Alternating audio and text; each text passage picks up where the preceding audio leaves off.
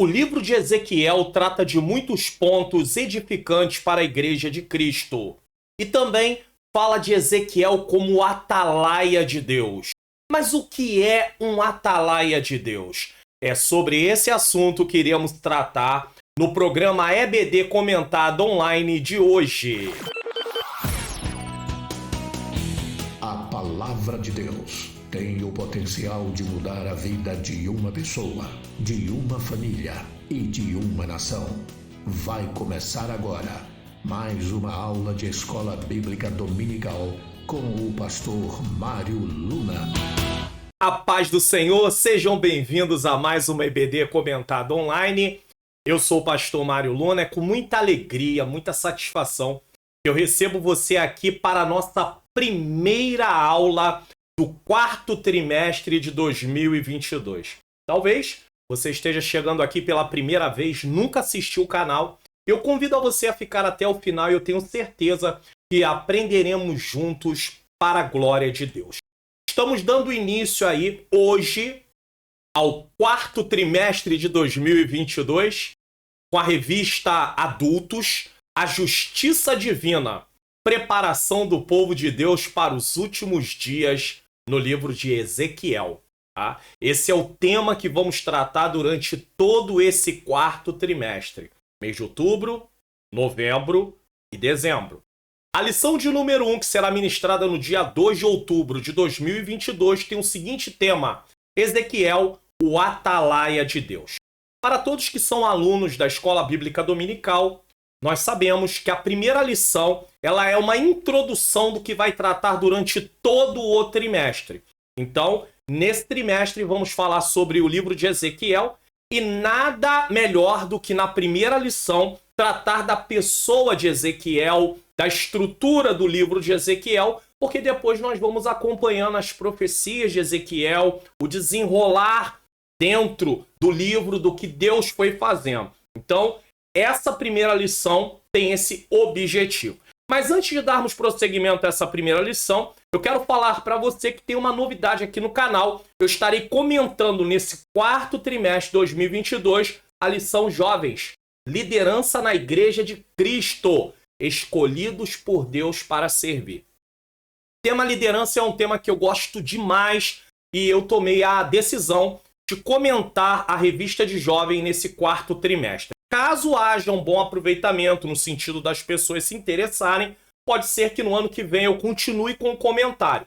É claro que eu quero gastar o meu tempo com algo que realmente vá de encontro à necessidade das pessoas. Quando não há um interesse, realmente não podemos prosseguir. Eu procuro outra coisa para seguir, porque afinal de contas o nosso tempo é muito precioso e vidas precisam ser edificadas. E na primeira lição de jovens será estudado o que é liderança cristã, que também será no dia 2 de outubro de 2022. Vou deixar um conselho, mesmo que você seja aluno da classe adulto, eu, se fosse você, acompanharia esse trimestre. Liderança é algo que está em todas as camadas da sociedade de uma forma ou de outra. Líderes como pai e mãe, líder como esposo, líder na igreja. Não estou falando só de líder pastor, dirigente de filial, de congregação, de igreja. Estou falando também de líder de departamento. Você e eu precisamos aprender mais sobre o que é liderança. Então, fica aí esse conselho.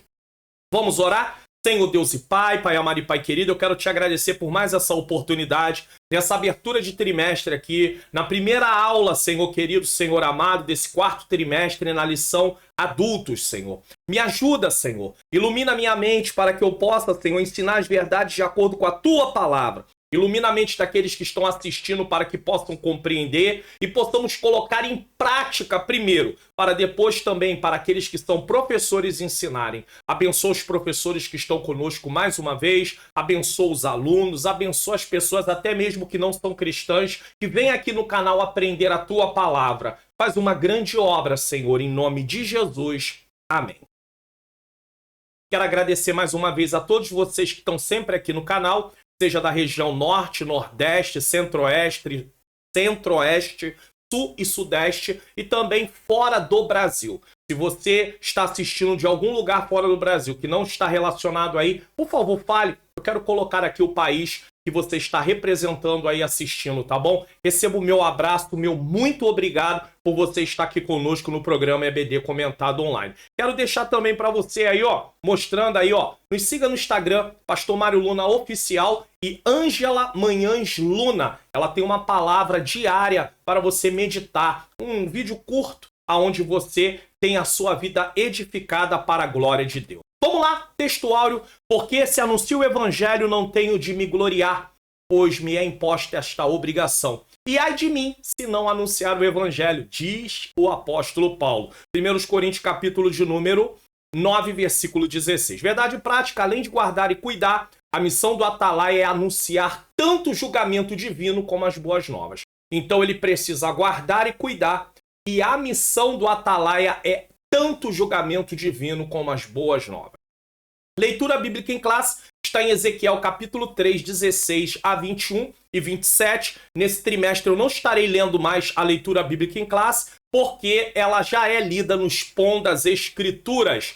E eu quero os Pão das Escrituras. Nos Pão das Escrituras, aqui no canal, tá? O link tá aqui na descrição para você poder assistir ele. Eu trato e explico o texto de Ezequiel, capítulo 3, 16 a 21 e o versículo 27. Os Pão das Escrituras, ele vai ajudar você a ter uma compreensão melhor da lição. E vai ajudar você que é pregador, você que ensina de uma forma ou de outra, a também saber o que significa esse texto de Ezequiel, para que você possa aplicar em outras situações, para que você possa usá-lo em outras situações. Nos Pão das Escrituras, eu leio o texto, eu explico o texto e eu trago as aplicações referentes ao assunto do texto, tá bom? Então, eu aconselho que você assista primeiro esse vídeo dos Pão das Escrituras e depois assista esta aula. Então, se você quiser, o link está aqui na descrição do vídeo. E eu vou deixar aqui no card, aqui em cima também para que você possa clicar. Caso você queira assistir a primeira aula e depois os Pão das Escrituras, ele estará lá no final da aula também para você poder assistir. Palavra-chave, atalaia. O que vamos ensinar? Vamos lá. Objetivos da lição. Apresentar a estrutura do livro de Ezequiel. Esse é o primeiro ponto. Como é que o livro de Ezequiel é dividido, tá? Segundo, identificar o profeta Ezequiel. Quem é o profeta Ezequiel, tá? Terceiro, explicar a expressão atalaia. O que é um atalaia? O que faz um atalaia? E quarto, conscientizar a responsabilidade a respeito da responsabilidade individual. Conscientizar a respeito da responsabilidade individual. E aí, você gostou aí do novo layout da EBD Comentado Online do quarto trimestre? Tá tudo aí alinhado com o tema, né? Do jeitinho da revista aí para você. Para quem quer se aprofundar mais no livro de apoio da revista, para quem quer se aprofundar mais, no livro de apoio da revista serve como um comentário resumido do livro de Ezequiel, sobre os versículos dos capítulos abordados nas lições. Que é esse livro aqui, eu estava dando uma olhada nele e as leituras bíblicas em classe, né, durante esse trimestre, o comentarista pega e vai explicando os versículos. Então, se você quer um comentário resumido de Ezequiel, não é um comentário completo, mas se você quer um comentário resumido do livro de Ezequiel, eu te aconselho a adquirir esse livro, porque ele vai explicando os versículos. Ó, vou mostrar para você aqui, por exemplo, ó, Ezequiel, deixa eu ver se dá para ver aqui, ó. Ezequiel 37, versículo... É porque nem sempre foca. Deixa eu ver se eu consigo focar melhor. 37.1, parte B. É o que está escrito aqui. Então é um dos exemplos que eu estou trazendo para você aqui no livro, tá? Se você quiser adquirir o livro aí, A Justiça Divina, o link para você comprar está na descrição desse vídeo. Então, você clica aqui, ó, na descrição, tem um link para você adquirir. Eu aconselho que você adquire mais. É preciso adquirir logo porque esse livro acaba muito rápido, tá bom? E você que quer baixar os PDFs gratuitamente, deixa eu colocar o aviso aqui para você. Baixe os PDFs gratuitamente aqui do canal. Vá na descrição desse vídeo, Desça até o final da descrição, clique no link Faça Download. Desça a página do meu site até embaixo, clique nos botões e faça download dos arquivos. Ou se você preferir, você pode participar do Clube de Membros do canal do Pastor Mário Luna. Tenha vários benefícios e baixe tudo em um único lugar. PDFs dos resumos e slides da EBD, slides em PowerPoint da EBD e PDFs do Expondo as Escrituras. Clique no link na descrição do vídeo e assine. E temos uma novidade, a pedido, formas de pagamento Pix, boleto e cartão. Seja membro e ganhe todos esses benefícios. Então tem aí para você, caso você queira baixar gratuito, é seguir o que está aí dito. Caso você queira baixar tudo num único lugar, seja membro, link na descrição. Vamos lá? Introdução. As 13 lições do presente trimestre foram selecionadas do livro do profeta Ezequiel. Quem está chegando agora, saiba que o que estiver em preto é o que está na revista. O que estiver em vermelho é comentário e o que estiver em azul é apenas uma orientação a mais. Como compreender um livro tão antigo e ao mesmo tempo complexo? É uma pergunta. O livro de Ezequiel tem correlação com o livro de Apocalipse por causa das suas figuras, seus símbolos. Nesse sentido, o nível de complexidade é parecido. Entretanto, isso não pode nos desmotivar a perseverar em seu estudo. Então não é porque o livro de Ezequiel tem várias figuras, vários tipos, simbologias que nós vamos deixar de estudar esse livro. Vamos aprender muitas coisas sobre o livro de Ezequiel nesse trimestre. Por que é importante o estudo desse livro hoje? Primeiro, porque desde o primeiro capítulo até o último, ele nos leva a refletir a respeito da soberania de Deus em nossas vidas e nas vidas das nações. Ou seja, o livro de Ezequiel, ele nos mostra Deus como um ser soberano. Talvez você, diante das lutas, diante das provas, fala, Deus não está vendo minha luta, não está vendo. Deus está vendo tudo. Deus está no controle de tudo. Isso não quer dizer que Deus está fazendo coisas erradas acontecerem. Mas isso não quer dizer que o controle fugiu das mãos de Deus, de forma alguma. Nesse caso, sobre a história de Israel e das nações no geral, tá? Vida das nações é sobre a vida de Israel e também das nações em geral.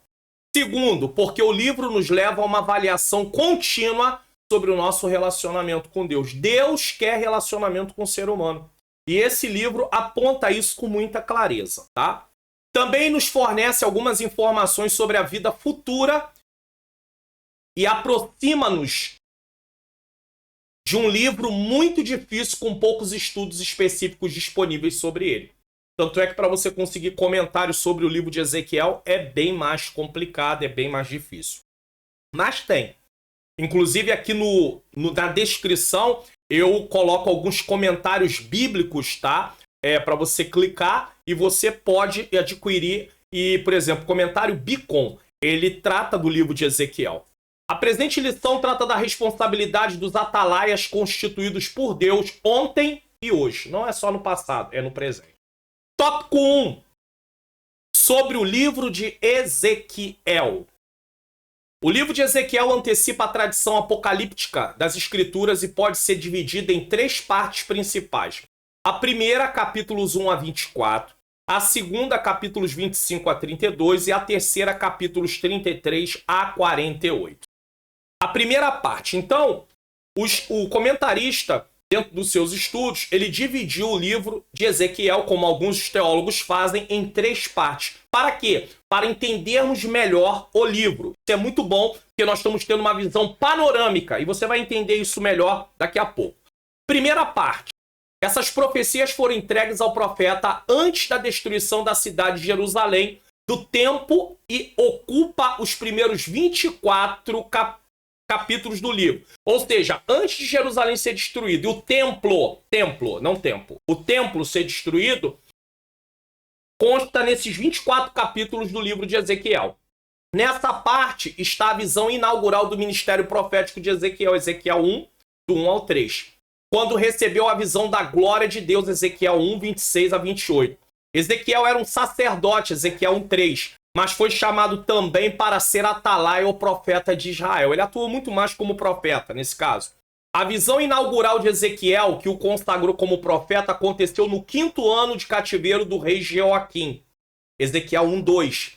Ele afirma que se encontrava junto ao rio Quebar, um canal numa vila da Babilônia chamada Tel Abibe, Ezequiel 3:15, onde vivia uma comunidade exilada de judeus. Então Ezequiel recebe a visão inaugural do seu ministério junto a esse lugar, o rio Quebar, lá na Babilônia, tá? Só para você compreender. Os discursos dessa primeira parte do livro são predominantes de ameaças e juízos. Deus está fazendo ameaças e juízos, mostrando o que vai trazer sobre o povo. Ezequiel 7:2 a versículo 4. Também contra a prostituição e idolatria do povo. Ezequiel 8:15. A mensagem traz também uma série de advertências aos falsos profetas, aos reis de Judá e aos sacerdotes. E aí tem várias referências bíblicas. Então, é uma mensagem de alerta. Desta primeira parte, então, os estudos do livro analisam a função de Ezequiel como atalaia, os oráculos sobre o juízo, as mensagens sobre o juízo, e contra os falsos profetas, a saída da glória de Deus do templo, a justiça divina e a responsabilidade individual. Tudo isso é abordado do capítulo 1 ao capítulo 24. Nesse caso, em nossa revista desse trimestre, as lições de 1 a 7 estão relacionadas com a primeira parte do livro de Ezequiel, capítulos de número 1 a 24. Então, as primeiras 7 lições dessa revista, lição número 1, 2, 3, 4, 5, 6, 7, pastor, o que vai tratar nessas lições? É só assistir o vídeo que fala sobre o panorama desse quarto trimestre, lição adulto. Tá aqui no canal. Você vai ter aí a informação do que vai tratar em todas as lições nesse caso. Então, as primeiras 7 lições da revista está dentro da primeira parte, do capítulo 1 ao capítulo 24. Segunda parte do livro. Depois dos pronunciamentos de juízo contra Judá e Israel, os oráculos divinos. O que é oráculos? Mais uma vez, mensagem de Deus transmitida por meio dos profetas. São direcionados contra as nações vizinhas. E que nações são essas? Amon, Moabe, Edom, Filistia, Tiro, Sidom e Egito. Tudo isso está em Ezequiel 25 a 32. Deus traz profecias através do profeta Ezequiel sobre essas nações. Isso revela que Javé, ou o Senhor, não é somente o Deus de Israel, mas também de todas as nações, soberano em todo o universo. Quando ele diz que Deus não é só Deus de Israel e de Judá, mas de todas as nações, não é que as nações serviam ao Senhor, mas está dizendo que todas elas estão debaixo do controle de Deus. Ainda que elas façam coisas erradas, e Deus não tem nenhuma responsabilidade, culpa sobre isso, mas elas não podem fugir do controle de Deus. Salmo 24, versículo 1, na Almeida Revista Corrigida, diz: do Senhor é a terra e a sua plenitude, o mundo e aqueles que nele habitam. A soberania de Deus é sua autoridade inquestionável que exerce sobre todas as coisas criadas. Então isso é soberania. Quer na terra, quer nos céus, dispondo de tudo de acordo com seus conselhos e desígnios. Tudo está debaixo do seu controle, mas isso não quer dizer que Deus é responsável por nossos erros. Então Deus controla tudo. Porém, quando o homem faz alguma coisa errada, comete algum pecado, comete algum crime também, isso não quer dizer que Deus o levou a fazer isso, mas isso não fugiu do controle de Deus. E aí talvez você pergunte logo, alguém pergunte, mas pastor Mário Luna, se Deus tem o controle de tudo, por que ele não impede? Porque o ser humano tem responsabilidade dentro das suas ações. Deus criou o ser humano e permite que ele seja responsável por suas ações. Então Deus não assume a responsabilidade do ser humano. Apesar do ser humano estar debaixo do seu controle, existe um limite dentro das coisas que são feitas, porém, Deus não é responsável pelo que o ser humano faz. A soberania divina está baseada em sua onipotência, onipresença e onisciência. O que é onipotência? Todo poder. Onipresença, todos os lugares. Onisciência, sabe de todas as coisas. Deus é absoluto e necessário. Todos precisamos dele para existir. Sem ele, não há vida nem movimento. Tudo depende de Deus. A segunda parte do livro de Ezequiel vai dos capítulos 25 a 32, como falamos, e essa revista não fará menção deles que tratam das mensagens para as nações. Então, a nossa revista desse trimestre não vai tratar de nada que está entre os capítulos de número 25 a 32, que são os juízos contra as nações, profecias contra as nações. A nossa revista não vai tratar nada sobre essa parte do livro de Ezequiel. Se você precisar de estudar alguma coisa entre os capítulos 25 a 32, a revista e o livro de apoio não vão tratar disso. Tá? Terceira parte. Começa com a notícia da queda de Jerusalém, Ezequiel 33, 21. Aí Jerusalém cai. Até o capítulo 29 predomina as ameaças de castigo, as advertências, denúncias de apostasia, idolatria, imoralidade, violência, abuso de autoridade, falsos profetas, injustiça social e apelos ao arrependimento. Então, dentro disso, até o capítulo 29, Deus vem falando através do profeta sobre tudo isso. Agora, a ênfase dos capítulos anteriores a esta nova sessão recai sobre o castigo, embora haja também alguns lampejos de esperança. Então, tudo que veio antes fala de castigo. Era o tempo de arrancar e derrubar, destruir e arrasar.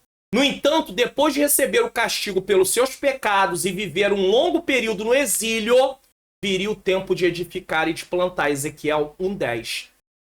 Deus, ele nunca traz juízo para destruir e arrasar as pessoas e acabar com tudo. Não. Deus trazia juízo para poder haver arrependimento no coração do seu povo. E isso serve para nós de forma individual também.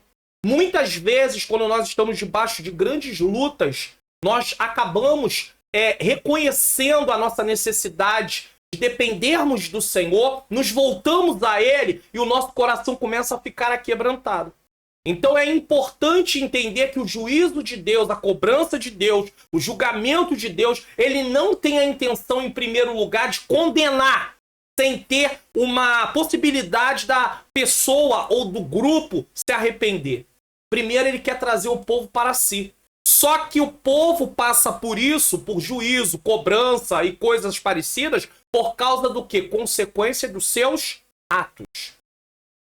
Os oráculos do capítulo 33 a 39, ou seja, as mensagens de Deus, falam do retorno dos judeus de todas as partes do mundo à terra de seus antepassados, incluindo a visão do Vale de Ossos Secos. O Vale de Ossos Secos nada mais é do que a restauração nacional e espiritual de Israel. Vai ter uma lição que vai tratar exclusivamente disso.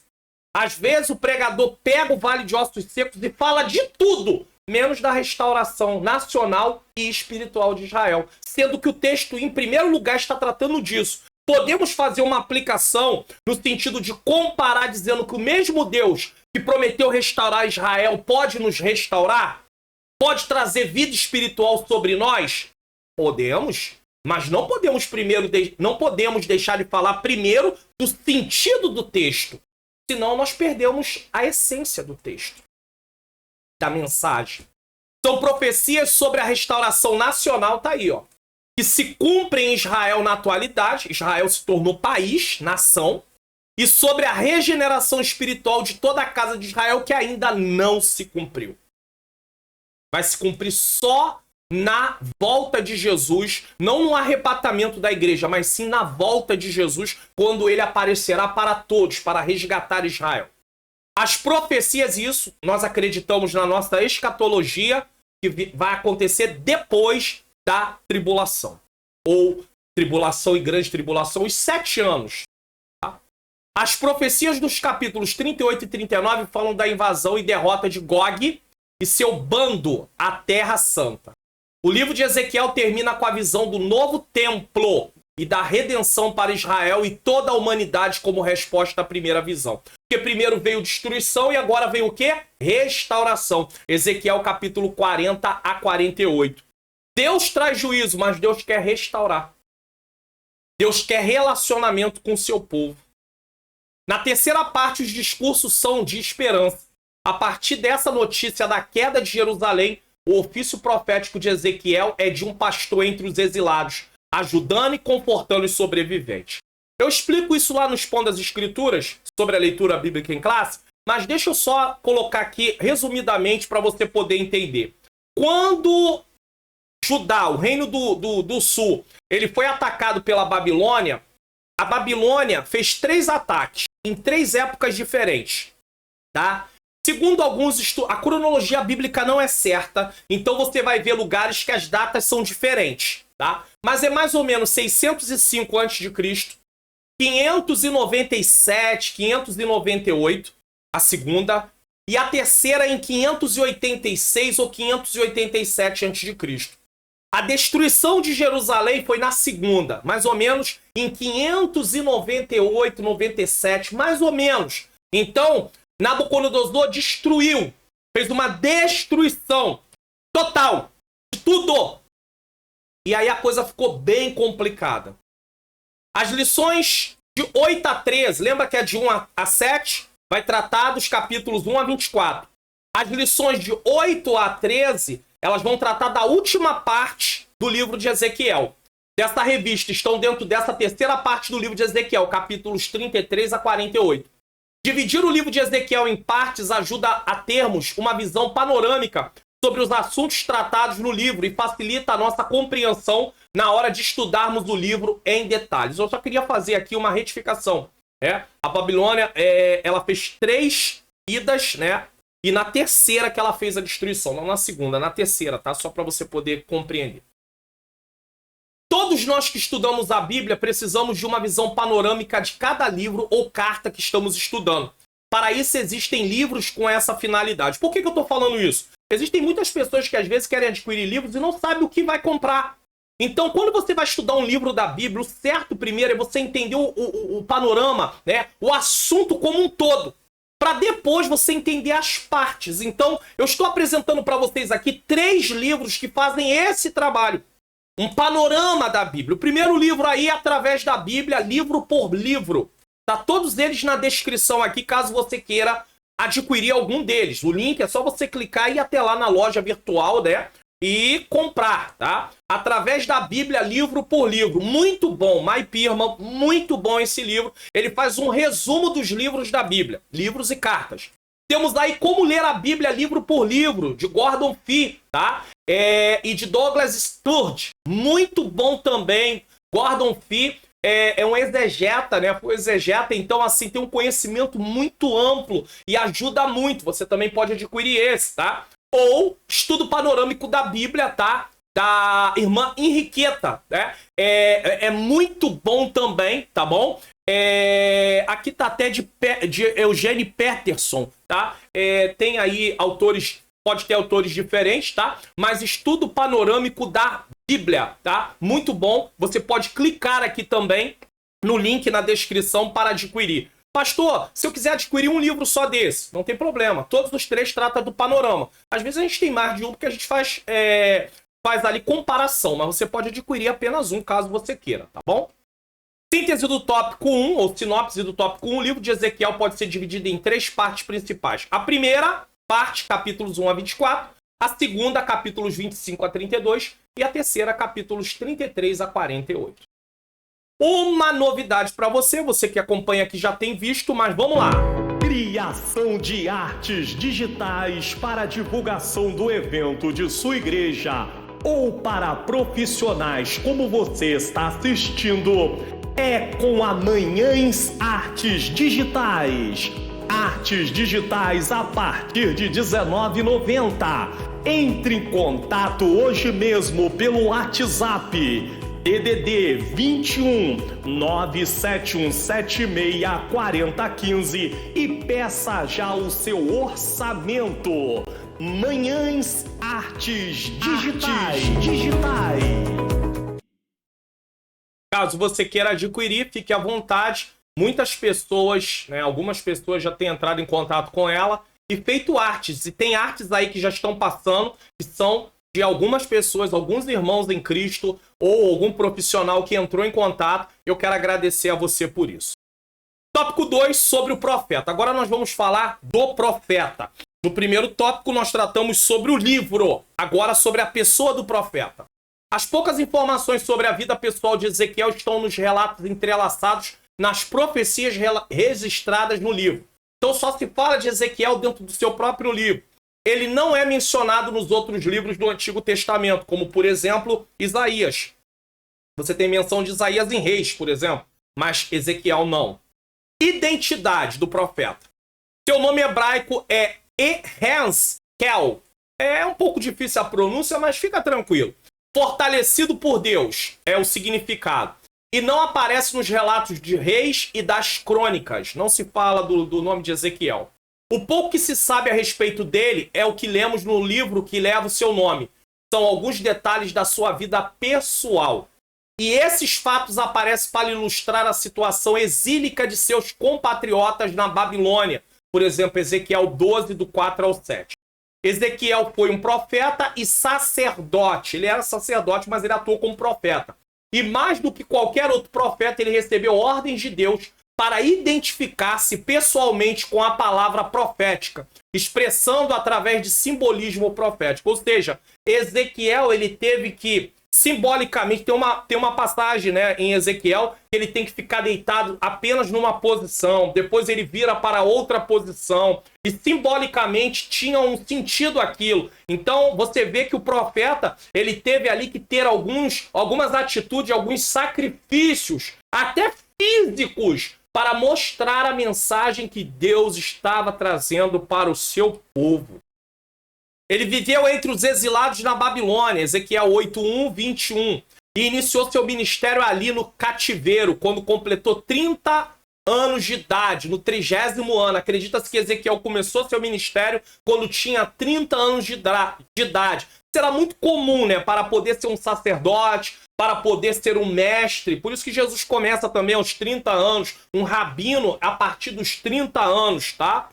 Não se sabe a data exata do fim do seu ministério, mas, com base nos dados cronológicos apresentados no livro, sabemos que seu ofício durou cerca de 22 anos. Então o ministério de Ezequiel durou pelo menos 22 anos. Não temos detalhes assim da vida de Ezequiel. Interessante, não temos também detalhes, né, da vida de Jesus, sobre depois de certa parte da sua infância. Não sabemos, aí aparece com uns 30 anos. Ezequiel também não tem detalhes da sua vida, são poucos detalhes. Procedência, da onde veio? Ezequiel era de Jerusalém e pertencia a uma família sacerdotal. Olha aí. Por isso ele era sacerdote, mas ele não atuou como sacerdote, mas tinha um conhecimento amplo sobre a questão de sacerdócio. Filho de Buzi, Ezequiel 1:3. Ele foi levado para a Babilônia na primeira leva de deportados em 597 a.C., quando o rei Nabucodonosor depôs Joaquim do trono de Jerusalém, levando para a Babilônia. Na verdade, aqui corresponderia à segunda leva, porque na verdade a primeira leva foi em 605. É por isso que a ordem cronológica não bate. Eu falo lá no Expondo as Escrituras que a primeira leva foi em 605. Ele aqui já diz que a primeira leva foi em 597. Você vê, ele foi levado para a Babilônia na primeira leva de deportados. Só que nós temos outros relatos que a primeira leva não foi em 597. Aqui é a segunda. A primeira leva foi em 605. Pastor, e como é que eu faço na hora de explicar isso aqui? Pode explicar como tá. Eu disse que a cronologia não é certa, tá? Fica calmo, fica tranquilo ou tranquila, tá? Agora, se você estiver lá dando aula e alguém questionar, e aí tá, aí você pode, olha, a cronologia bíblica ela não é certa, ela é incerta. Uns acreditam que a primeira leva foi em 605, a segunda em 597, a terceira em 586, mais ou menos. Então aqui não, aqui ele já vê de outra forma. Cronologia bíblica não é certa, ou seja, as datas, tá? Ele foi levado para a Babilônia na primeira leva de deportados em 597. Quando o rei Nabucodonosor depôs Joaquim do trono de Jerusalém, levando para a Babilônia e pondo Zedequias, seu irmão, em seu lugar. Daniel estava também entre eles, né? Daniel foi levado na primeira leva. Enquanto Ezequiel vivia entre os exilados e exercia seu ministério profético entre o povo, ou seja, Ezequiel realiza o seu ministério no campo. Daniel, no palácio. Daniel servia na corte de Nabucodonosor. E Jeremias profetizava em Judá para o povo de Jerusalém. Ou seja, enquanto Daniel está profetizando no palácio, Ezequiel está profetizando também no campo, mas já está na Babilônia. Todos os dois. E Jeremias está profetizando para o povo que lá está ainda em Jerusalém. Síntese do tópico 2, ou sinopse do tópico 2, o nome do profeta Ezequiel significa fortalecido por Deus. Ele era de Jerusalém e pertencia a uma família de sacerdotes. Bom, o conteúdo desse vídeo está edificando a sua vida? Então, preste atenção.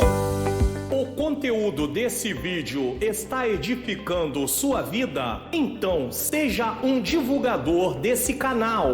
Divulgue para sua família, para as pessoas de sua igreja e de suas redes sociais. E não se esqueça de se inscrever no canal, ativar o sininho das notificações, deixar seu comentário se está gostando e de que lugar está assistindo e se ficou até o final do vídeo. É muito importante também você deixar o seu like e compartilhar esse vídeo em suas redes sociais.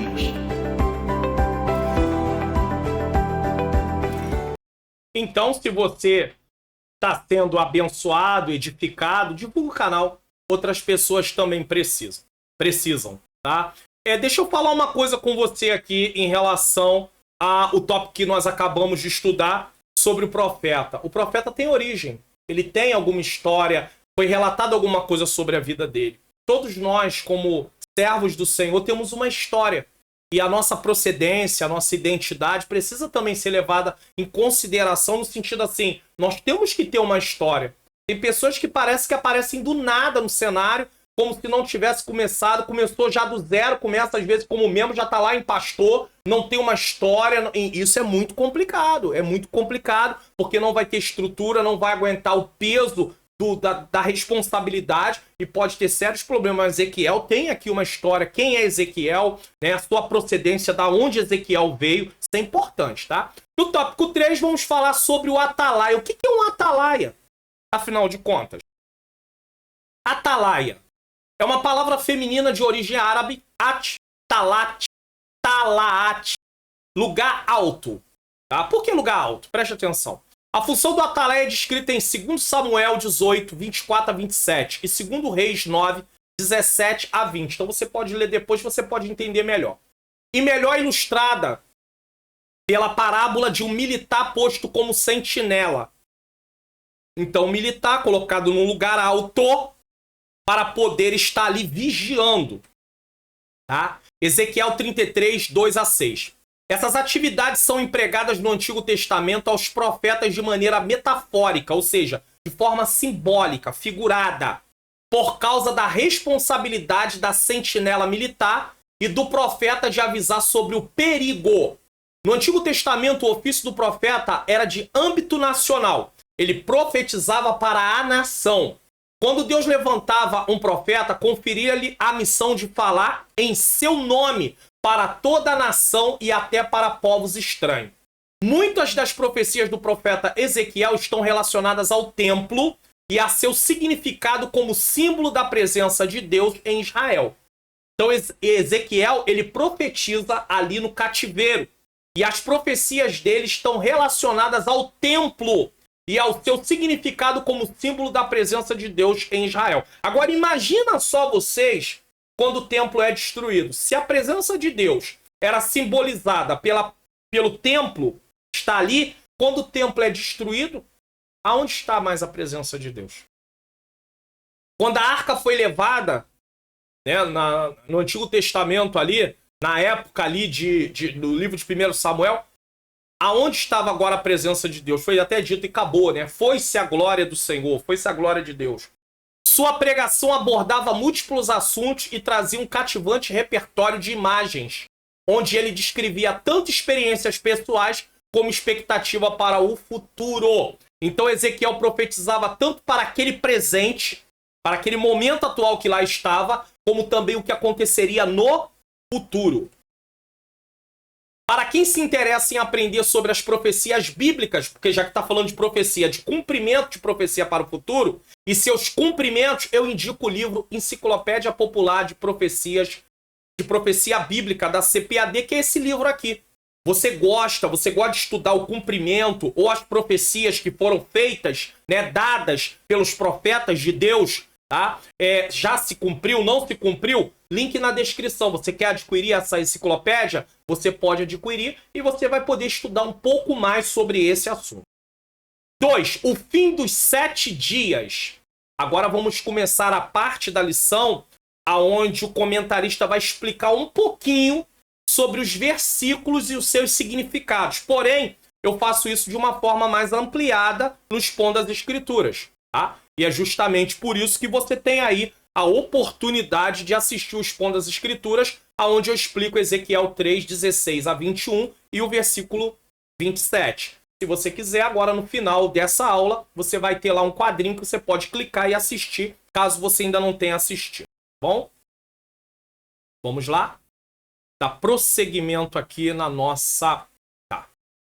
O profeta se refere à primeira visão com a qual inaugura o seu ministério profético, tá? Que ocupa todo o capítulo 1. Então, entenda isso aqui. O fim dos 7 dias. Como é que ele começa? O profeta se refere à primeira visão com a qual inaugura o seu ministério profético que ocupa todo o capítulo 1. Então, depois dos 7 dias, mas ele está falando do que tinha acontecido antes também. A visão da glória de Deus, Ezequiel 1, 26 a 28.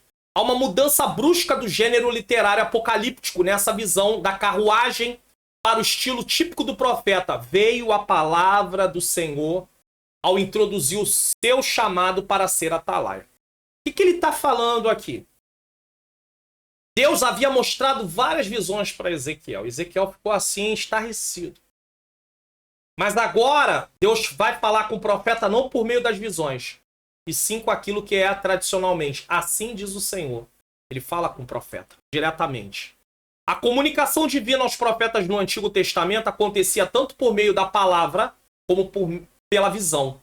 Ou seja, audição ou visão. Som e imagem. Deus falava por som ou falava por imagem. Deus falava por audição, falando, ou falava por meio de visão. Temos vários exemplos em relação a receberem visão no livro de outros profetas. Por exemplo, visão que Isaías, filho de Amós, teve, Isaías 1:1. Visão de Obadias, Obadias 1. Palavra do Senhor que veio em visão, palavra do Senhor que em visão veio a Miqueias, Miqueias 1:1. Livro da visão de Naum, Naum 1:1. Peso que viu o profeta Abacuque, Abacuque 1:1. Então todos esses profetas tiveram visões dadas por Deus, mas também tiveram experiências, muitos deles, aonde estava assim, assim diz o Senhor. A palavra do Senhor veio a mim, indicação inconfundível da comunicação divina, diferentemente da natureza da atividade profética inicial, as visões. Essa fórmula verbal de revelação indica ser externa, direta e audível. Por que externa? Vem de fora, Deus falando com o profeta, nesse caso. Isso vem direto do Espírito de Deus. Enquanto falava comigo, o Espírito entrou em mim e me fez ficar em pé. E ouvi aquele que falava comigo. E aqui eu quero falar uma coisa interessante. Eu não sei, você já deve ter ouvido, mas primeiro eu vou ler. Eu não coloquei aí na tela não, mas deixa eu ler com você. Ezequiel capítulo 2, versículo de número 1. Diz assim: E disse-me, filho do homem, põe-te em pé e falarei contigo. Você já deve ter visto, ou talvez até você já deve ter falado isso na sua pregação, dizendo assim, irmão, Deus quer que você se coloque em pé, porque Deus não fala com ninguém sentado, Deus não fala com ninguém deitado.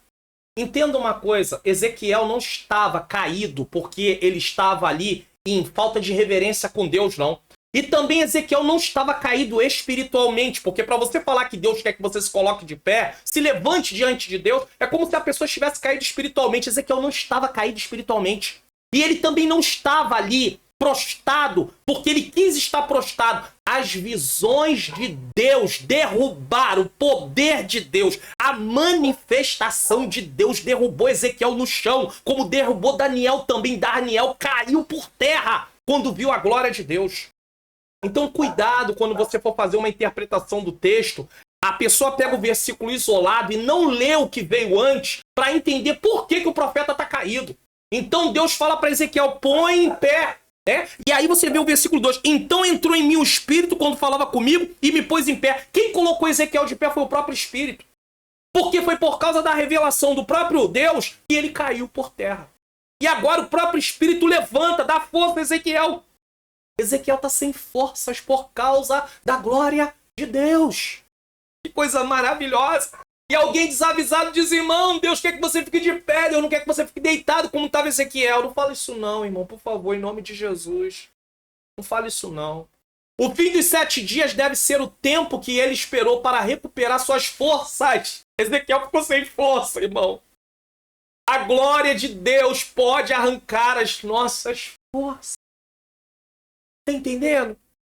E aí fica um pouco estranho. Porque nos nossos dias, tudo bem, o culto, Deus se manifesta no culto, mas aí, às vezes tem pessoas que dizem assim, irmão, a glória de Deus desceu muito forte, irmão, se a glória de Deus descer muito forte, vai todo mundo pro chão. Ezequiel foi pro chão. Daniel foi pro chão. Não aguentou. Então, nós temos uma ideia da glória de Deus muito limitada.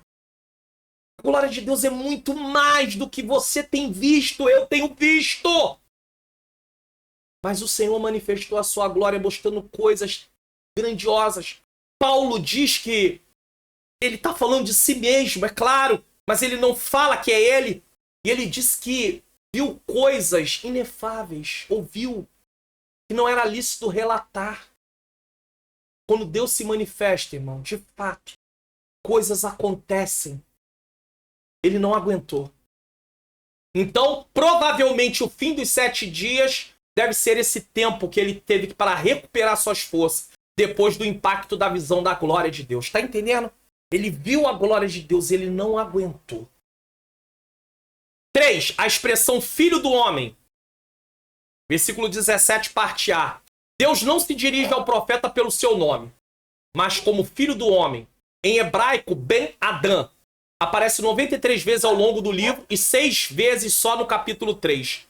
Nenhum outro profeta recebe esse título. Deus não chama ninguém no Antigo Testamento de filho do homem, só Ezequiel. Isso faz lembrar a natureza humana. O que faz lembrar a palavra filho do homem no caso de Ezequiel? Não no caso de Jesus, no caso de Ezequiel. Isso faz lembrar a natureza humana fragilizada e pecadora, ao passo que Deus é Senhor da glória. Ser humano, a humanidade é fragilizada e somos pecadores. Somente o Senhor Jesus usava esse título, se referindo a si mesmo nos 4 evangelhos a partir de Mateus 8:20. O título vem acompanhado de artigo, ou seja, o Filho do Homem, pois Jesus é o Filho de Deus e ao mesmo tempo o Filho do Homem. Romanos 1, do 1 ao 4. Adão é o cabeça da humanidade pecadora e Jesus é o cabeça da humanidade redimida. Coisa linda. Em Adão todos pecaram. Em Cristo todos que vêm a ele são redimidos. Todos os que creem em Jesus Cristo recebem vida eterna. Romanos 5, 12 a 21. Quando Deus enfatiza a natureza humana, fragilizada e pecadora, ele faz isso para nos demonstrar a nossa necessidade, sabe de quê? De salvação. Todas as vezes que você vê os acontecimentos no Antigo Testamento, aonde os homens erravam, aonde os homens pecavam, aonde as pessoas desobedeciam a Deus, aquilo é apenas demonstração de como o ser humano vai cedendo ao pecado, vai inclinando-se para os seus próprios desejos. E qual é a solução para isso? Jesus. É por isso que a Bíblia não omite os pecados que as pessoas cometiam. E alguém pode pensar e dizer, não, mas está na Bíblia, a pessoa pecou, por que eu também não posso pecar? Ei, os pecados não são para serem repetidos. Os pecados são alertas para nos mostrar o que o pecado original causou na humanidade e como resolver o problema do pecado original, aceitando Jesus como Senhor e Salvador da sua vida. Talvez você esteja assistindo essa aula e você não seja um cristão, então está na hora de você levantar as mãos para Jesus. Receba Jesus como Senhor e Salvador da sua vida. A Bíblia diz em João 8, versículo 32, e conhecereis a verdade, e a verdade vos libertará. Aceita Jesus, procure uma igreja evangélica mais próxima da sua casa, diga ao pastor que você aceitou Jesus num programa na internet, que o pastor disse para você ir até lá procurar o pastor, pois ele saberia dizer para você o que você deve fazer a partir de agora. Jesus quer salvar a sua vida. Então a Bíblia relata os pecados dos homens, os erros e acertos dos homens, para mostrar, na parte dos erros, a questão da necessidade de salvação. E na parte dos acertos, mostrar exemplos de como devemos nos comportar. Como deve ser. Quando você vê, por exemplo, a mulher do fluxo de sangue, Novo Testamento, o que aquela mulher teve?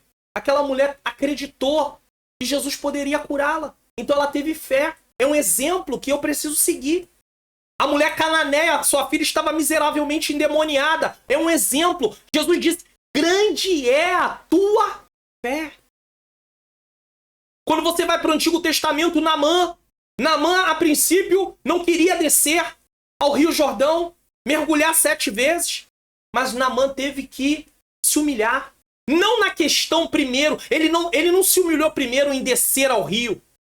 A sua primeira humilhação foi quando ele reconheceu a necessidade de ter que descer. O descer apenas foi algo literal, algo que realmente exterior, que já tinha acontecido no interior de Naamã.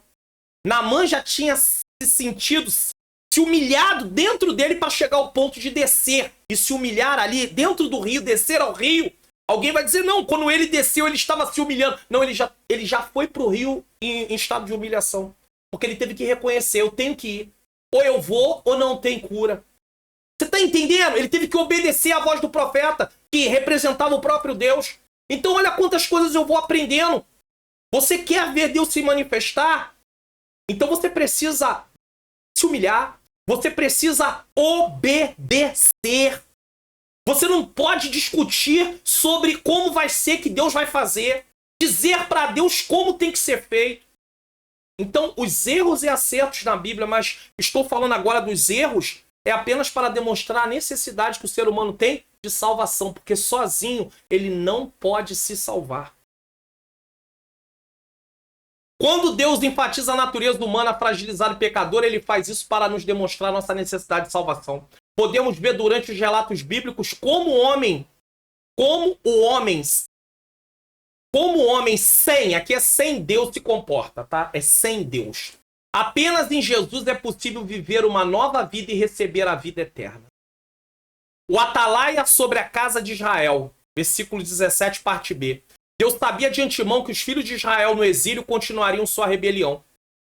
Mas mesmo assim Deus manda o profeta para lá. Ezequiel 3,7 diz, o povo de Israel, porém, não lhe dará ouvidos, assim como não deu ouvidos a mim, pois todos eles têm um coração duro e são teimosos. Você vai profetizar, Ezequiel, mas o povo não vai ouvir. E aí talvez você dissesse, pastor, que benefício tem uma pessoa profetizar? Ou seja, pregar, vamos usar assim? Ensinar se já sabe que as pessoas não vão querer ouvir. Mas Deus tinha o porquê de fazer aquilo. Deus é onisciente e por isso sabia o que passava no coração do seu povo. Mas mesmo assim levanta Ezequiel como um vigia espiritual sobre seu povo para que eles soubessem que Deus estava preocupado com seu arrependimento. Deus, para condenar, primeiro ele vai dar oportunidade de se arrepender. Lembra dos ninivitas? Deus primeiro manda Jonas lá para poder eles se arrependerem, ter oportunidade de arrependimento. Não quer se arrepender? Então agora vem juízo. Assim Ezequiel foi constituído por Deus atalaia para profetizar aos filhos de Israel. Ezequiel 2, 3 a 7. Agora Ezequiel não profetiza a palavra dele, Ezequiel profetiza a palavra de Deus. Ele tinha que ouvir Deus falar com ele para falar. Ele tinha que ver aquilo que Deus estava mostrando para poder falar. Não era produto da sua imaginação, do seu coração, dos seus desejos. Ele não esperava resultado de sua pregação. Ezequiel não esperava. Ezequiel 3:11. Seu propósito era advertir os filhos de Israel, pois hão de saber que esteve no meio deles um profeta. Mas também não se vangloriava. Olha, eu sou profeta, eu entreguei mesmo, vocês não querem? Problema de vocês. Não era nada disso. Nos dias de hoje já pode acontecer isso. Alguém com dom de profecia, ou a palavra revelação, né, que é a palavra o dom de palavra do conhecimento. E aí vai e chega lá e entrega e não quer ouvir? Problema de vocês. Não era assim, não era com descaso, não. Como igreja, somos atalaias de Deus e não podemos levar para o lado pessoal quando pessoas negam ouvir ou obedecer a palavra de Deus. E muitos de nós levam para o lado pessoal. Fica chateado, aborrecido. Tá aborrecido por quê? Tá chateado por quê? Chateado porque a pessoa não te ouviu. Não tá preocupado com a alma da pessoa. E pode perecer. Tá preocupado que a pessoa não ouviu, não quis aceitar o que você falou. E aí você leva pro lado pessoal, eu levo pro lado pessoal. Não podemos levar pro lado pessoal. Nós apenas transmitimos a palavra não é nossa. Se a palavra fosse nossa, aí era algo pessoal, mas não é nosso. Nós somos transmissores. É entre a pessoa e Deus. Nós só estamos ali para avisar para elas o que Deus quer. Pregar o evangelho é anunciar a vontade de Deus para o ser humano. Se o ser humano não quer aceitar o evangelho, se as pessoas não querem aceitar a correção, é elas e Deus, não é conosco. Podemos até ficar tristes, abatidos. É verdade que nós queremos ver Jesus salvar, transformar, mudar. Mas não podemos levar para o lado pessoal. Nossa parte é pregar e ensinar o evangelho. Ezequiel começou seu ministério tendo consciência que o povo rejeitaria sua mensagem. Ele já começa sabendo que o povo não vai aceitar. Ezequiel 3:11. Depois vá ao seu povo no exílio e diga-lhes, assim diz o Senhor soberano, faça isso quer eles ouçam, quer não. Aqui fica uma advertência para as pessoas que querem sempre ver resultados imediatos em suas pregações. O que importa não é o nosso desempenho, que é medido por muitos através do povo da glória. Tem pregador que fica extremamente incomodado porque está pregando e o povo não dá glória. Quem foi que disse que o sinal que aquelas pessoas estão sendo edificadas é através apenas delas darem glória? Elas podem não estar dando glória e estar sendo edificadas. Então o sinal da manifestação de Deus não está aí. Levantar as mãos, levantar dos bancos, etc. Eu não estou dizendo que as pessoas não possam dar glória, não possam levantar as mãos, não possam levantar dos bancos. Não é isso que eu estou dizendo. Mas eu estou mostrando que essas atitudes não podem determinar que Deus está atuando e que elas estão recebendo e que Deus está atuando. Nossa parte é transmitida a parte de Deus, sua palavra. Porém, a aceitação e o resultado não estão em nossas mãos. Tem gente que levanta a mão, dá glória, roda, salta, sai do culto e continua a mesma pessoa. Então não há transformação. E aí o pregador fica feliz porque teve uma boa performance. O fogo caiu. Mas cadê as vidas transformadas? Eu não estou nem falando de pessoas aceitarem Jesus só. Eu estou falando de vidas serem edificadas através da pregação da palavra de Deus. Sinopse do tópico 3. Atalaia significa lugar alto. Era uma função com o propósito de avisar a respeito do perigo. O profeta Ezequiel era o atalaia de Deus. Mas ele não era melhor do que ninguém. Ele era apenas um porta-voz do Senhor. Um filho do homem. Tanto é que Deus o tempo todo, filho do homem, filho do homem. Reconheça a sua humanidade. Reconheça a sua fragilidade. Hoje, às vezes, quem entrega a profecia porque chama-se. Tem pessoas, o profeta, mas não é profeta igual no Antigo Testamento, porque o profeta no Antigo Testamento representava o próprio Deus. Ele tinha uma revelação inspirada por Deus. A pessoa que tem o dom de profecia, não. O que ele fala não é inspirado. Ele transmite algo do Senhor, mas não é inspirado. Pode ser julgado para saber se é ou não. A palavra de Deus é inspirada. A palavra de quem entrega uma revelação, uma profecia, não é inspirada. E hoje tem gente sendo tratado como celebridade. Pessoas correndo atrás, ficam desesperadas, perguntam. E aí, tem uma profecia para mim, tem uma revelação para mim. Não faça isso não, a palavra de Deus vai nortear a sua vida. Lâmpada para os meus pés é a tua palavra e luz para o meu caminho. O conteúdo desse vídeo está edificando a sua vida, então divulgue o canal, se inscreva, ative o sininho das notificações, comente em que lugar você está assistindo, se está sendo proveitoso. Tá bom? Se ficou até o final, deixe o seu like e compartilhe, tá bom? Não deixe de fazer isso, porque eu tenho certeza que outras vidas serão edificadas. Tópico 4, para encerrar nossa aula de hoje, sobre a responsabilidade. Vamos lá. A responsabilidade do profeta como atalaia sobre Israel se assemelha à nossa como cristão. Então tem uma comparação. Assim como Ezequiel era um atalaia, um vigia, alguém que estava lá para alertar, assim o cristão também é, tá? Se assemelha a nossa como cristão na qualidade de mensageiro das boas novas de Cristo. Seu discurso alcança justos e injustos. Ou seja, falava para pessoas que obedeciam a palavra e para aqueles que ainda não obedeciam a palavra. A responsabilidade do cristão, versículo 18 de Ezequiel, tá? Capítulo 3. São duas as responsabilidades principais do cristão. Primeiro, anunciar o evangelho ao pecador e se cuidar para permanecer em Cristo até o fim. Então, ao mesmo tempo que ele prega a palavra, ele tem que ter uma vida com Deus. Então, ao mesmo tempo que ele é um discípulo, ele vai ser um discipulador. O problema é que tem muitos cristãos que querem ser discípulo a vida toda, mas nunca quer ser um discipulador. Ele nunca contribui para o avanço do evangelho a nível de falar do amor de Deus. Ah, quem sou eu para falar de Jesus? Você é a pessoa que está tendo uma experiência com Deus. Se você tem uma experiência com Deus, você pode falar do amor de Jesus, mas você tem que estudar a palavra para falar desse amor de Cristo. Então ele tanto anuncia as boas novas de salvação, como precisa cultivar um relacionamento com Deus para perseverar até o fim. Se o atalaia não avisar o ímpio sobre o seu mau caminho e o perigo em que ele se encontra, certamente o ímpio vai perecer e o mensageiro será cobrado diante de Deus. Foi dito isso para Ezequiel. A vontade de Deus é a salvação do pecador.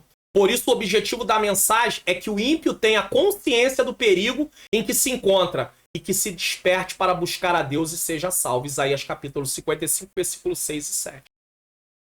Então é importante. Deus quer salvar e ele precisa usar quem? A igreja. Escreveu o apóstolo Paulo: ai de mim se não anunciar o evangelho. Paulo compreende sua missão como membro do corpo de Cristo. Anunciar o evangelho não é uma opção, e sim um dever de todo cristão. Olha o que diz Mateus 28, 18 a 20. Sem ser Marcos também, sem dizer de Marcos 16, 15. Ide por todo mundo e pregai o evangelho a toda criatura. Mas olha o que diz Mateus 18 a 20. Capítulo 28, 18 a 20. E chegando-se Jesus, falou-lhe dizendo: é-me dado todo o poder no céu e na terra. Portanto, ide, é uma ordem, é um imperativo. Ensinai a todas as nações, batizando-as em nome do Pai, do Filho e do Espírito Santo.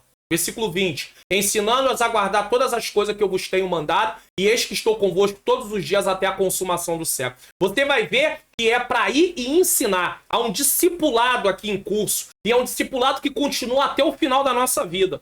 Todo servo de Deus é um discípulo de Jesus. Pastor presidente, pastor vice-presidente, evangelistas, pastores auxiliares, presbíteros, diáconos, auxiliares, membros, seja quem for, todos nós somos discípulos de Jesus. Mas a pergunta é, em que momento nós estamos aí também atuando como um discipulador? Porque temos que ser um discipulador, falar do amor de Jesus. É verdade que Deus quer livrar cada um dos filhos de Israel da iminente destruição, mas esse discurso não se encerra aí, pois Deus se interessa individualmente por cada pessoa, pois são as pessoas criadas à semelhança de Deus. Tiago 3,9. Assim, essa mensagem é atual e esse compromisso não se restringe ao profeta Ezequiel, por exemplo.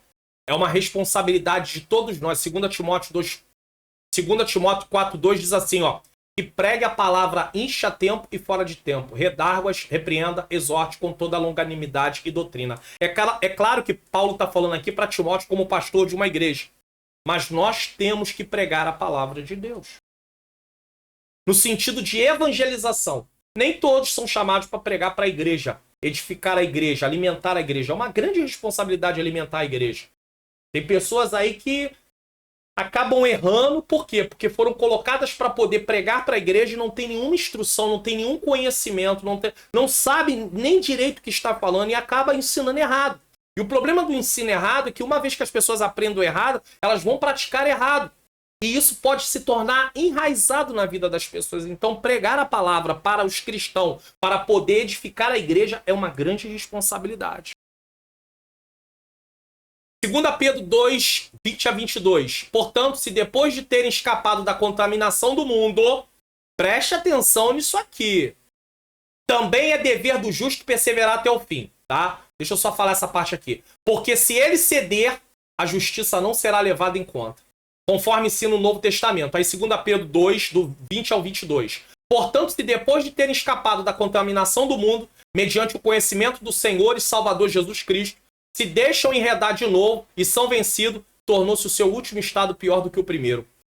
Pois melhor lhe fora nunca tivessem conhecido o caminho da justiça, do que após conhecê-lo volverem para trás, apartando-se do santo mandamento que lhe fora dado.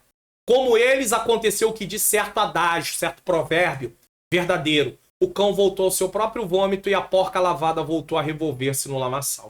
Então, Deus quer salvar. E uma vez que você aceita Jesus como Senhor e Salvador, é perseverar, não abrir mão da sua fé. Porque assim como você recebe salvação através da graça, mas por meio da fé, você precisa crer, eu preciso crer. Se você abrir mão da sua fé, você está abrindo mão juntamente da sua salvação, porque você já não crê mais em Cristo. Não crê nele como Salvador da sua vida, como Senhor da sua vida. E aí o que acontece? Volta ao estado anterior. E aí Pedro vai dizer que é pior ainda do que nunca ter conhecido o Evangelho. Era melhor não ter conhecido, porque teve uma grande oportunidade e abriu mão daquilo que levaria a vida dele para o céu. 2. A responsabilidade do ímpio. Versículos 19 a 27. Quando anunciamos o Evangelho e o pecador rejeita a salvação em Cristo, tal rejeição vai testificar contra ele mesmo naquele dia. Então Ezequiel precisava falar, porque ao rejeitarem, aquilo testificaria. Vocês tiveram oportunidade, mas não quiseram ouvir. Atos 18, 6, 20, 26 e 27.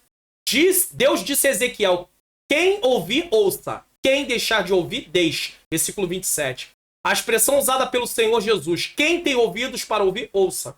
Em passagens paralelas, tem várias passagens. E em Apocalipse 13, 9, é uma fraseologia similar que vem de Ezequiel. Isso significa que Deus é a fonte da profecia de Ezequiel e do evangelho que pregamos. Quer ouvir? Ouçam. Se não ouvir, são casa rebelde. Deus disse para Ezequiel. Deus está dizendo para Ezequiel. Deus não está dizendo para ele chegar lá e dizer que eles são casa rebelde naquele momento. Naquele momento. Apenas dizer, quer ouvir? Quer ouçam, quer deixe ouvir. Se não ouvir, são casa rebelde. Ou seja, Deus já está mostrando para Ezequiel que eles poderiam rejeitar a palavra e iriam rejeitar a palavra. Então, quem tem ouvido, ouça o que o Espírito diz às igrejas. Né? Diz a igreja, né? Ou as igrejas ali da Ásia também, que também tem mensagem para nós. O sol que amolece a cera, ou o calor que amolece a cera, é o mesmo que endurece o barro. Isso significa o quê?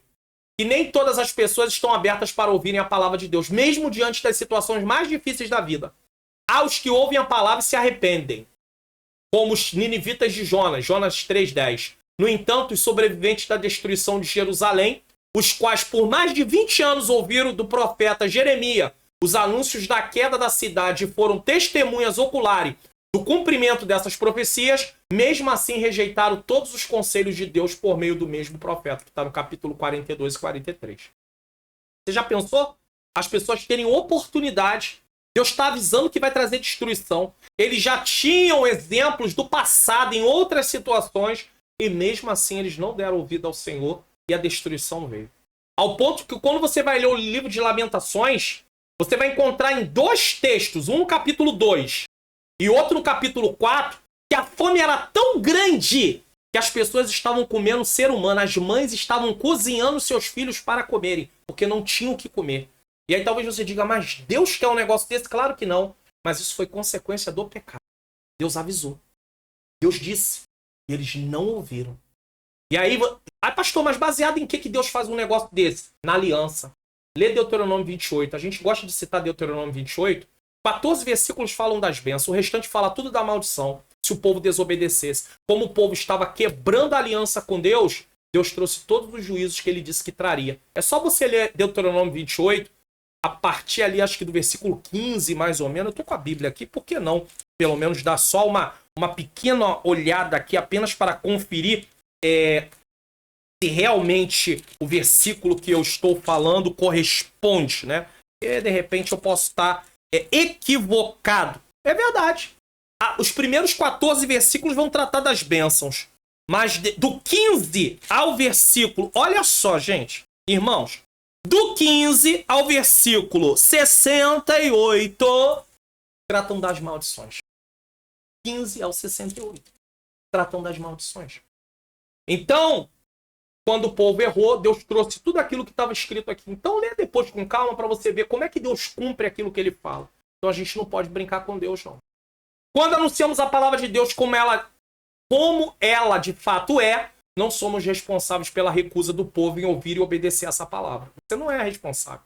Aqui não se trata de insensibilidade do pregador ou ensinador, mas apenas dele saber que está cumprindo sua missão de anunciar a palavra, ainda que fique triste por pessoas recusarem a palavra de Deus, mas ele não é culpado, porque ele falou do amor de Deus.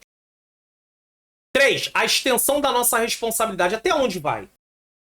Quando o justo se desvia, precisa igualmente ser alertado. Se o ímpio tem que ser alertado, o justo também. Esse mesmo princípio na fé cristã significa que temos responsabilidade diante de Deus por aquele irmão e aquela irmã que estão se esfriando na fé ou que se afastam dos cultos e principalmente na época de isolamento social, e isso pode levá-los ao completo desvio. É dever nosso cuidar uns dos outros na igreja. E hoje a gente ouve muitos discursos. A gente não pode falar porque ele não quer ouvir, ela não quer ouvir. Mas você já falou uma vez, com amor, viu um momento específico, né? um momento assim favorável para falar? Não na frente de todo mundo, não para envergonhar a pessoa. Você já tentou? Pastor, mas vai recusar de qualquer jeito. Pelo menos ela teve a oportunidade de ouvir. Se ela deixou de ouvir, é com ela. Você não vai chegar lá e falar, não quis ouvir, você é casa rebelde. Não faça isso, não tem necessidade disso. Mas pelo menos ela teve a oportunidade de ouvir. E se ela rejeitar quando você começar a falar, a ouvir, você fez a sua parte. Porque nós, como cristãos, temos que se preocupar com o bem-estar dos nossos irmãos. A Bíblia está cheia, o Novo Testamento está cheio de textos falando sobre a questão de edificar um ao outro. 1 Coríntios 12, 25 a 27 diz assim: para que não haja divisão no corpo, pelo contrário, cooperem os membros com igual cuidado em favor um dos outros. Um coopere com o outro, com cuidado. De maneira que se um membro sofre, todos sofrem com ele. E se um deles é honrado, com ele todos se regozijam. Se um sofre, todos sofrem. Se um é honrado, todos são honrados. Pastor, eu estou vendo gente que se alegra com a desgraça, tá? E fica triste com as bênçãos dos outros. É porque a pessoa não entendeu o que é corpo. Ele não entendeu que, como membro do corpo de Cristo, ele precisa se alegrar com os que se alegram e chorar com os que choram. Por quê? Porque é um corpo. Se o fígado ficar doente, todo o corpo sofre. Se o fígado ficar saudável, todo o corpo se alegra. Corpo, meu corpo. Às vezes eu machuco alguma parte do corpo, ou alguma parte do meu corpo não está bem, todo o corpo geme. Agora, como é que pode? Nós somos corpo de Cristo, a igreja é um corpo, unidade, e é insensível. Então parece que nós temos nome que fazemos parte do corpo e não fazemos, porque nós não atuamos como membro do corpo. Porque se atuasse como membro do corpo, se importava um com o outro. Certo? Ora, vós sois o corpo de Cristo, e individualmente membros desse corpo. Não tem como fechar os olhos se um dos membros está sofrendo. Se um dos membros está enfraquecido. Falta unidade quando nós fazemos isso. E nós estamos errados diante de Deus. E isso pode nos levar até a pecar. A nossa preocupação não é somente com o pecador ignorante, mas também com as ovelhas que se desgarraram do rebanho. Qual dentre vós é o homem que, possuindo 100 ovelhas e perdendo uma delas, não deixa no deserto as 99 e vai em busca da que se perdeu até encontrá-la? Uma pergunta. Achando-a, põe sobre os ombros, cheios de júbilo, e indo para casa reúne os amigos e vizinhos, dizendo: alegrai-vos comigo, porque já achei minha ovelha perdida. Síntese do tópico 4, ou sinopse: a responsabilidade do profeta como atalaia sobre Israel se assemelha à nossa como cristão. Então, assim como o profeta tinha uma responsabilidade, nós temos também. Na qualidade de mensageiro das boas novas de Cristo. Tá? Você já sabe. Não deixe de divulgar para a sua família, para os irmãos da igreja, para as pessoas da rede social. Se inscreva, ative o sininho, comente. Ficou até o final? Fale. Foi proveitosa a aula? Conseguiu compreender? Deixe o seu like e compartilhe. Conclusão. Nessa primeira lição, fomos convidados a refletir a respeito da nossa responsabilidade diante de Deus e dos homens. Como Ezequiel foi chamado para ser atalaia em Israel, em Cristo fomos chamados para ser atalaia nesses últimos dias, anunciando a mensagem de arrependimento e salvação, e se preocupando com a edificação dos nossos irmãos. O nosso compromisso diante de Deus é pregar o evangelho e não converter as pessoas. Guarde isso. Pois quem as converte é o Espírito Santo. Não queira fazer o papel do Espírito Santo. Você vai ficar frustrado. O Senhor mandou-nos pregar a palavra, como Deus falou ao profeta. Quer ouçam, quer deixem de ouvir. Ezequiel 2, 5, 7. Continue anunciando a mensagem. É o que devemos fazer com oração e guiados pelo Espírito Santo. Entendeu agora? Então essa é a conclusão dessa primeira lição para a glória de Deus. Vamos espiar o que iremos assistir no próximo programa EBD Comentado Online. O fim vem, lição de número 2, em 9 de outubro de 2022. E não se esqueça do Expondo as Escrituras dessa lição. Vai ficar aí no final, aí eu vou colocar para você, tá? Tá no link aqui na descrição, se você não assistiu ainda, ou vai ficar no final, no último quadro aqui para você. E também que nesse trimestre estou comentando aí a lição de jovens, liderança na Igreja de Cristo. Eu aconselho você a assistir essas lições também. Vai ser muito proveitoso para a sua vida de modo geral. Pastor, eu não sou líder na igreja. Não tem problema. Você tem algum tipo de liderança na vida. De alguma forma você exerce alguma liderança. Seja dentro de casa, como pai, como mãe, como marido. Enfim, entenda que será muito importante. Vamos orar, eu quero agradecer a você que ficou até o final, diga que ficou até o final, tá bom? Continue conosco, ore pela minha vida, pela vida da minha menina princesa, minha esposa Ângela Manhãs Luna. Nós precisamos muito de oração, porque fazer esse trabalho de ensino não é nada fácil. Essa aula ficou menor do que costumamos dar aula aqui, e eu estou com um propósito que as aulas estejam aí mais ou menos dentro desse tempo. As aulas vão diminuir um pouquinho o tempo, porque eu quero enxugar um pouco o tempo da aula. Tô tentando. É uma aula comentada, é uma aula completa, não é uma pré-aula, mas também não é uma aula para a pessoa assistir e deixar de ir na sua igreja participar da aula presencialmente. É apenas uma aula completa para ajudar de todas as formas, até mesmo aqueles que não podem estar na igreja por algum motivo, saúde, trabalho e outras causas que Deus sabe por quê. Vamos orar? Senhor nosso Deus e Pai, eu quero te agradecer por esta aula maravilhosa, Senhor, para a glória do teu nome.